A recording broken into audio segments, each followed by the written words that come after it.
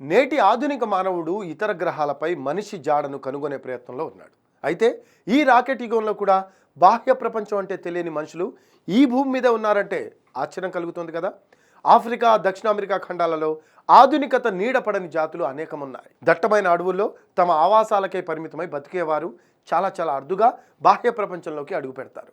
తాజాగా అలాంటి ఓ సంఘటన బ్రెజిల్లో చోటు చేసుకుంది. ఆ ఆదిమ జాతుల్లో ఒక గిరిజన జాతికి చెందిన వ్యక్తి వాళ్ళ ప్రపంచం నుంచి బాహ్య ప్రపంచంలోకి వచ్చాడు. నేటి ఆధునిక ప్రపంచానికి దూరంగా జీవించే ఎన్నో ఆదిమ జాతులకు బ్రెజిల్లోని అమెజాన్ నదీ పరివాహక ప్రాంతం ఆవాసంగా ఉంది. ఆ ఆదిమ జాతుల కట్టు బొట్టు, ఆచార వ్యవహారాలు, ఆహార నియమాలు ఎవ్వరికీ తెలియదు.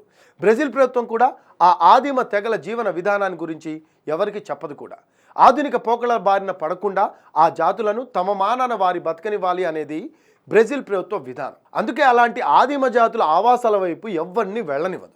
అయితే అనుకోకుండా ఆ ఆదిమ జాతుల్లో ఒక గిరిజన జాతికి చెందిన వ్యక్తి వాళ్ళ ప్రపంచం నుంచి బాహ్య ప్రపంచంలోకి వచ్చాడు. ఈ అరుదైన ఘటన ఇటీవల నైరుతి అమెజాన్లోని పురూస్ నదీ తీరం వెంట బెలారోసా అనే కుగ్రామంలో జరిగింది.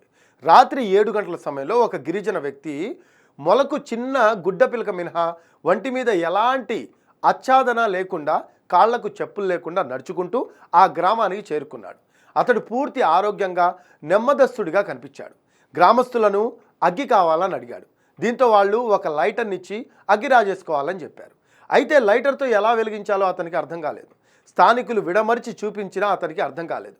ఈలోపు బ్రెజిల్ దేశ ఆటవిక, ఆదివాసీ, గిరిజన సంబంధ వ్యవహారాల మంత్రిత్వ శాఖ ఫునాయ్ అధికారులు హుటాహుటిన అక్కడికి చేరుకున్నారు. ఆ మనిషిని తక్షణం తమ కార్యాలయానికి తరలించారు.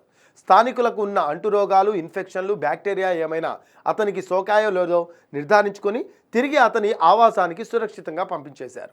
స్థానికులు అతను వచ్చిన మార్గం గుండా వెళ్ళి ఆదిమ జాతులను కలవకుండా ఉండేందుకు అధికారులు చర్యలు చేపట్టారు.